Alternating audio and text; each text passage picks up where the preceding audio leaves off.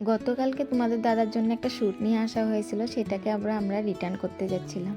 তো hello everyone, আশা করি সবাই ভালো আছো। তোমাদের আশীর্বাদেও আমি অনেকটাই ভালো আছি। গত 2 দিন ধরে তো আমি ওরকম কিছু ব্লগ শেয়ার করছিলাম না, ঘরে একটু কাজ নামানো হয়েছিল, সেটার জন্য তোমাদের সামনে ভিডিও কিছু শেয়ার করতে পারিনি। আর এই চাদরটা দেখতে পেয়েছো, এই চাদরটা দিয়েছে আমাকে দিদি। তা গিফট করেছে আমাকে, এত সুন্দর গিফট করেছে, আমার তো খুবই পছন্দ হয়েছে। তোমাদের কেমন লাগছে অবশ্যই জানাও। কালারটা কিন্তু সেই মিষ্টি। তা দিদিকে জানাই অনেক অনেক ধন্যবাদ বা থ্যাংক ইউ সো মাচ দিদি ভাই। তো এদিকটা দেখো, সেই বিছনার চাদরটা তোকে বিছায় সুন্দর করে নিয়ে আসলাম। আসার পরে এই ঘরে আবার বিছনাগুলো উঠে নিচ্ছিলাম। এই ঘরে যেহেতু রাত্রে ঘুমানো হয়, বিছনার চাদর সুন্দর পুরো এলোমেলো হয়ে থাকে।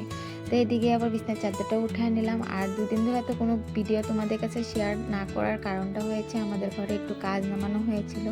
আমরা নতুন করে একটা ট্যাঙ্কি বসানো হয়েছে, সেটার জন্য একটু মিস্ত্রি দাদারা কাজ করছিল।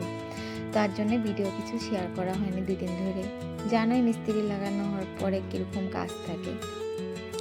তারপরে যে সিধা চলে আসলাম ঘরে। আসার পরে ঘর ছয়গুলো সুন্দর করে ঝাড়ু দিয়ে নিলাম। নেওয়ার পরে এই যে ঝাড়ু দেওয়ার পরে কিন্তু যতই যে হোক গা, ঘরের কিন্তু একটু হলো ধুলো পড়ে, সেগুলো একটু মোছামুছি করে নিচ্ছিলাম। আর আমার মতন তোমরা কে কে করো অবশ্যই কিন্তু কমেন্টে জানাও।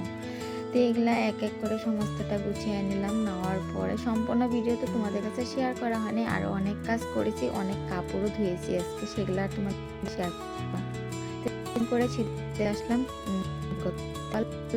ছুটি আর রেডি হয়েছি, শ্যুটটা রেডি করবো। আর যেহেতু কিছু একটা জিনিস পরে যদি কালারটা পছন্দ হয়েছে, কিন্তু তোমাদের গায়ে সেট হচ্ছিল না, সেটাকে রিটার্ন করতে গেলাম, কিন্তু রিটার্ন করতে সেটা নেওয়া হলো না, আমাদের নিতে হলো।